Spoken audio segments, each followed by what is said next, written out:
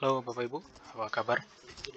Bertemu lagi dengan saya di video MyCore. Kali ini saya akan bahas sedikit terkait dengan kapan kita pakai Performance Appraisal Interim, kapan kita pakai S1 Performance Appraisal di proses mid-year checkout ini. Nah, sebelumnya saya sudah share link terkait dengan materi video-video ataupun materi sosialisasi alur MyCore. Bapak Ibu bisa akses di MyCore nanti di folder mid-year checkout, folder 3.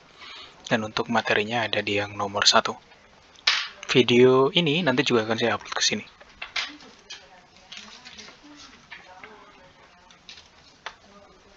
Nah, seperti yang kita ketahui dan sudah kita coba sama-sama di mid-year checkout ini, kita bisa akses dua fitur performance appraisal. Yang pertama adalah S1 performance appraisal yang kita akses kalau kita punya periode lebih dari 3 bulan dan periodenya itu nempel ke bulan Juni. Contohnya adalah contoh yang nomor 1 ini. Nah, di sini dia satu periode, tidak pindah uker sama sekali, maka dia di periode Januari sampai Juni akan melaksanakan PA semester 1. Ataupun kalau dia adalah pekerja baru yang baru diangkat per 1 April, maka yang bersangkutan bisa melakukan PA semester 1 untuk periode 3 bulannya April sampai dengan bulan Juni. Nah, kalau misalkan dia punya contoh 2 periode, bulan Maret sampai dengan Juni di uker A, kemudian Juli ke Desember di uker B, maka periode PA semester 1 bisa dia gunakan untuk mengerjakan evaluasi MyCo di bulan Maret sampai dengan Juni. Nah, sedangkan interim performance appraisal itu digunakan apabila yang bersangkutan pindah unit kerja, di mana masa kerja uker yang ditinggalkan itu lebih dari sama dengan 3 bulan. Contohnya ada di periode 4, ini adalah contoh pekerja yang pensiun. Dia pensiun per 1 April, maka periode Januari-Maretnya bisa dinilai dengan menggunakan performance appraisal interim. Ataupun contoh nomor 7, ini dia punya 2 periode uker, Januari-April ada di uker 1, kemudian dia mutasi ke uker 2 di bulan Mei. Maka periode Januari-April bisa dinilai dengan performance appraisal interim, sedangkan Mei-Juni karena hanya 2 bulan, maka tidak bisa dinilai dengan PA semester 1, nanti ikut dinilainya di PA semester 2. Kalau dia mutasinya tepat di bulan April, per 1 April, maka kan dia punya periode 3 bulan Januari-Maret, contoh nomor 6, dan 3 bulan April-Juni, sehingga dia bisa melakukan PA interim dan juga PA semester 1 untuk evaluasi di mid-year checkout-nya. Nah, lalu secara aplikasi, letaknya itu ada di mana sih Bapak Ibu? Kita coba masuk ke aplikasi MyCore. Ini adalah tampilan aplikasi MyCore, dan di sini sebagai contoh saya buatkan 2 periode. Agar bisa mengakomodasi keduanya, saya buatkan contoh tepat mutasi di per 1 April. Jadi di sini saya di Januari sampai dengan Maret sebagai RM reguler fungsi dana, RM dana reguler. Di bulan April ke Desembernya itu sebagai manajer bisnis konsumer JG89. Maka karena saya punya 2 periode seperti ini dengan periode tepat 3 bulan di periode yang pertama, kemudian untuk sisa semester satunya ada bulan April, Mei, Juni, artinya ada 3 bulan, maka nanti saya bisa melaksanakan PA interim dan PA semester 1. Untuk PA interim, itu melakukan aksesnya ada di menu sebelah kiri, Personal Appraisal Interim. Nanti kita klik PA, kemudian pilih periodenya.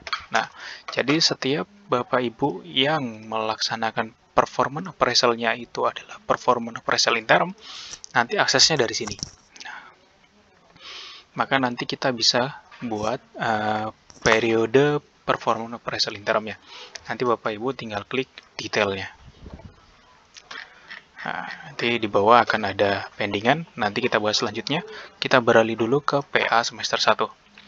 Nah, untuk pekerja yang punya periode PA semester 1, itu maka nanti aksesnya dari halaman depan di sini S1 PA, tinggal diklik shortcutnya, kita create lagi seperti yang sama dengan di PA interim. Nah, ini adalah periode yang kita create. Nah, sekarang saya sudah punya 2 periode performance appraisal yang sudah berhasil saya create.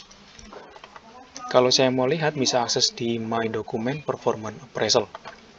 dua periode, yang satu itu adalah interim, yang satunya adalah dengan PAS1, di mana keduanya statusnya draft. Nah, sekarang kan kita ingin mengajukan performance appraisal interim kita. Saya sebagai pekerja sudah bisa melakukan pengisian performance objektif di sini. Saya bisa melakukan update score. Namun muncul pertanyaan, karena ketika di bawah nanti di sini muncul no appointment CPD Q1 performance appraisal. Nah, sebelum saya ke sini lebih lanjut, saya mau menjelaskan sedikit lagi terkait dengan apa yang ada di materi presentasi, di materi slide PowerPoint-nya, terkait dengan flow. Di sini sudah dibuatkan contoh-contoh proses yang harus dilaksanakan ketika yang bersangkutan ada di 1 uker, 2 uker, menggunakan PA interim, PA semester 1, dan lain sebagainya. Sebagai contoh yang pertama, ini adalah yang bersangkutan tidak mutasi uker. Jadi, Januari sampai dengan Desember sebagai RM uker A tidak mutasi uker ataupun jabatan. Yang bersangkutan nanti hanya melaksanakan PA semester 1. Di sini sudut pandang kita adalah sebagai pekerja, si pekerja ini, maka agar pekerja bisa melakukan performance appraisal, si pekerja itu harus menghubungi penilainya. Karena ada beberapa pendingan-pendingan yang harus dilakukan si penilai. Di antaranya apa? Yang pertama ini, penilai harus mengisi report CPD target, PP ya, CPD target. Nah, selanjutnya kalau ini semua sudah dilaksanakan, penilai nanti akan melakukan appointment, janjian pembahasan angka pencapaian semester 1-nya. Nah, ini kalau dia ada di 1 uker tidak mutasi unit kerja ataupun jabatan. Prosesnya hanya dilakukan di S1 performance appraisal. Contoh yang kedua, yang bersangkutan punya 2 periode unit kerja. Cuman di sini periodenya adalah Januari-Februari di uker A, kemudian Maret-Desember di uker B. Jadi yang bersangkutan itu pindah di mana masa kerja di uker yang ditinggalkan hanya 2 bulan. Sehingga yang 2 bulan itu tidak bisa dinilai kinerjanya. Nah, maka yang dinilai hanya periode Maret sampai dengan Juninya di semester 1 ini. Nah, untuk contoh kasus yang seperti ini pun prosesnya sama menggunakan fitur S1 Performance Appraisal. Dia nanti akses di halaman utama S1 PA, nanti dia tinggal menghubungi penilainya untuk pendingan-pendingan yang ada, seperti penyelesaian report CPD dan appointment untuk CPD S1 PA-nya. Nah, sekarang kita lanjutkan ke contoh kasus selanjutnya. Kalau misalkan yang bersangkutan ini pindah uker juga nih kayak yang tadi, cuman periode di uker yang ditinggalkan, masa kerjanya adalah 4 bulan. Jadi, Januari, April ada di uker A, kemudian Mei, Desember ada di uker B. Nah, ini Januari, April sudah 4 bulan. Nah, sisa Mei dan Juni untuk semester 1-nya. Mei dan Juni itu kurang dari 3 bulan, maka Mei dan Juni tidak dinilai. Yang dinilai hanya periode Januari dan Aprilnya. Karena ini adalah karena ini adalah proses pindah unit kerja dan masa kerja yang ditinggalkan lebih dari 3 bulan, maka proses penilaian yang menggunakan PA interim. Appointment CPD-nya juga nanti menggunakan appointment CPD di PA interim. Sedikit berbeda Bapak Ibu. Nah, kalau dia mutasinya itu tepat 3 bulan, Januari, Maret, April, Desember, maka kan unit kerja yang ditinggalkan masa kerjanya 3 bulan, kemudian sisa masa kerja semester 1-nya juga 3 bulan. Penilaiannya menggunakan PA interim dan PA di semester 1. Nah, prosesnya juga sama, penilai nanti harus appointment dulu, kotak biru ini, dan penilai juga harus sebelumnya menyelesaikan pengisian report CPD kuarternya dulu. Nah, sekarang kita lihat kembali lagi ke MyCourse saya. Ini adalah periode yang Januari-Maret. Ini saya bukakan periode yang kedua tadi, biar kita ada gambaran di mana sih kita melakukan performance appraisal dan appointment-nya.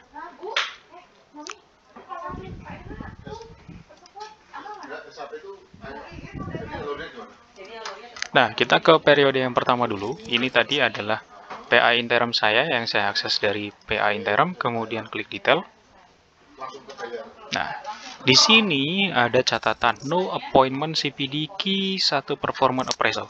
Jadi clue-nya adalah ini Bapak Ibu, CPD Q1 performance appraisal yang harus dilaksanakan. Kalau di periode yang kedua saya, nah ini tadi dari halaman utama di S1PA.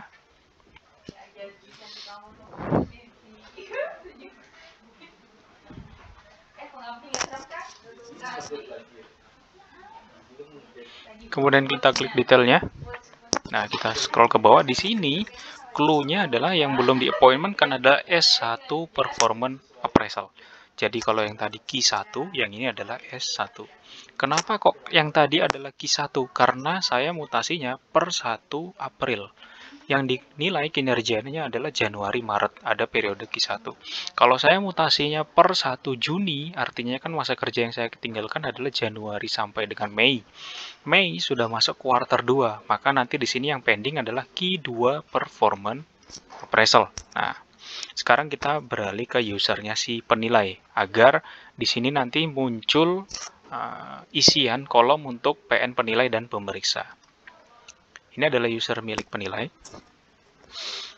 Tadi kan pendingannya untuk proses yang interim adalah appointment. Maka saya sebagai penilai akses ke performance appraisal interim.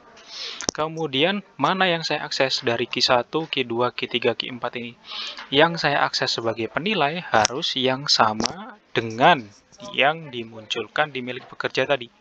Si pekerja tadi tulisannya adalah appointment Q1PA. Maka saya aksesnya ya Q1PA. Kemudian saya isi PN pekerjanya. Kemudian topiknya saya sampaikan.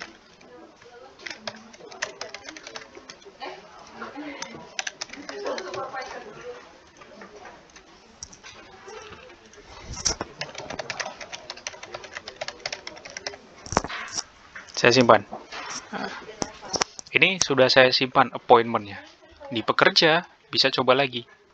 Di pekerja, bisa ke performance appraisal interim tadi, kemudian klik detailnya.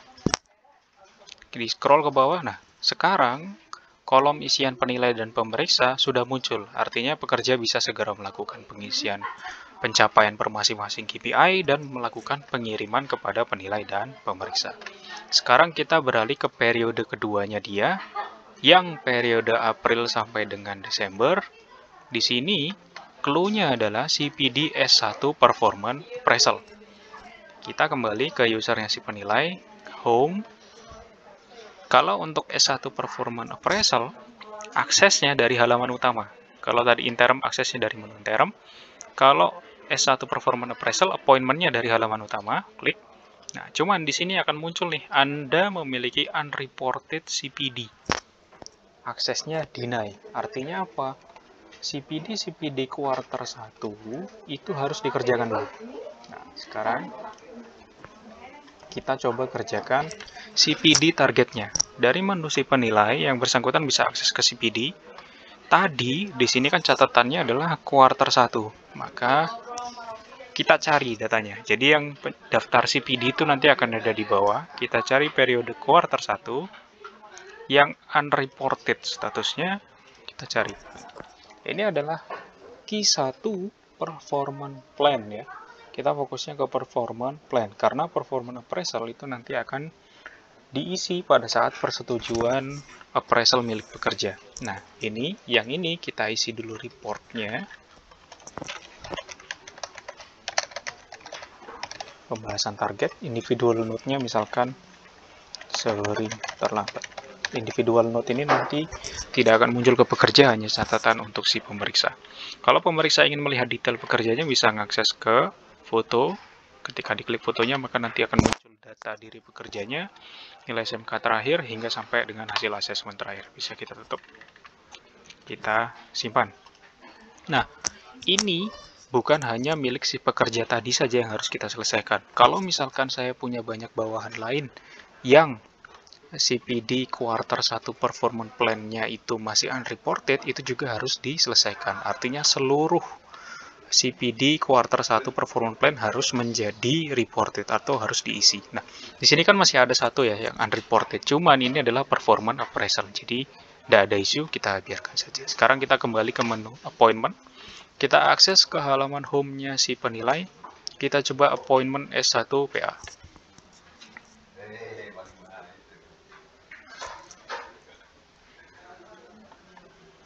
sorry, ternyata harus kita selesaikan dulu Bapak Ibu. Maka yang ini tadi juga harus kita isi dulu.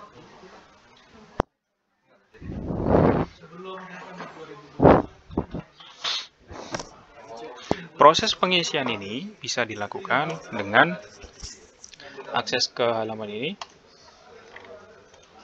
Sama prosesnya kita isi seperti saat tadi. Ini sebagai contoh saja, oke, tapi semestinya pengisiannya bisa lebih detail Bapak Ibu. Nah, sekarang kita akses lagi home, kemudian appointment CPD. Nah, sudah muncul, inilah yang kita isi, janjian untuk angka pencapaian.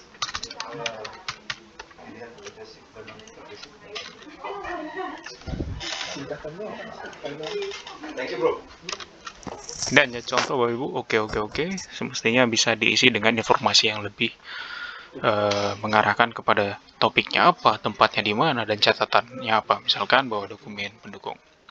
Kita simpan. Kalau ini sudah selesai, maka dari sisi pekerja ketika dia mengakses ke menu S1PA,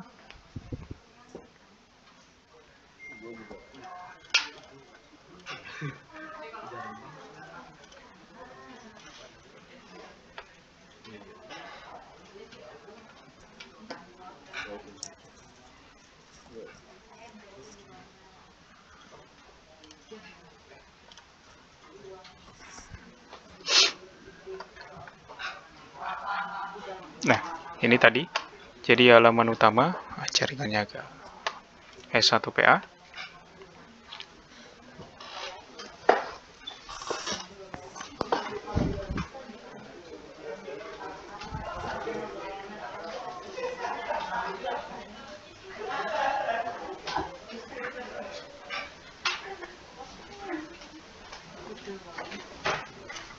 Kemudian kita klik detail. Kita coba scroll ke bawah. Nah, maka sekarang kolom pengisian penilai dan pemeriksa sudah muncul, sehingga proses pengisian performa objektif dapat dilanjutkan dan dapat dikirimkan Bapak Ibu. Demikian video tambahan yang ingin saya sampaikan, semoga bermanfaat. Terima kasih. Selamat sore.